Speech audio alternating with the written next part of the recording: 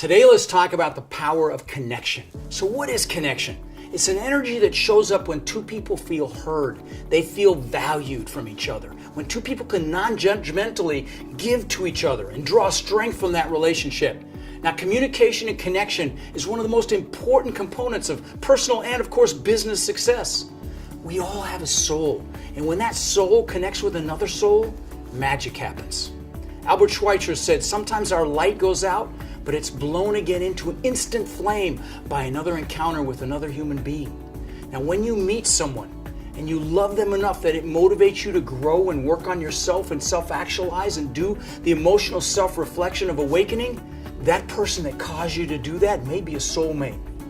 Now, I love this quote by Hafiz, which is, your heart and my heart are very old friends.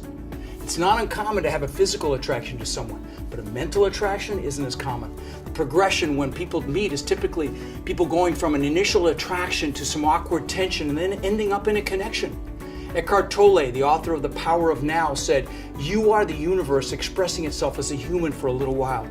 We're all spiritual beings, and I personally believe that we're temporarily in this human form. We're also all connection junkies. Human connection is a basic human need. In this connected world of hashtags and digital friends, it's important not to forget what real human connection looks and feels like. Brené Brown says that we're hardwired to connect with others. It's what gives us purpose and meaning in our lives, and without it, there's suffering. And that's why it's so important to protect your connections, your relationship with your friends, your family. The three most important sources of well-being in anyone's life include the sense of belonging, the feeling of love, and the feeling of connection. Now, I've got a firm belief that we all vibrate at different energies, and when you pay attention to how you feel around different people, it's not hard to figure out whether or not there's a real connection or not.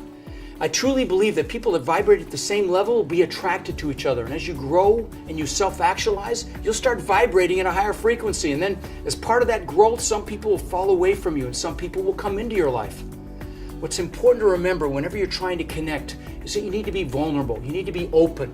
Before I started doing my live events, I had a coach and I asked him, how could I connect with the audience? He told me I needed to share my most painful moment with them, that I had to be completely vulnerable.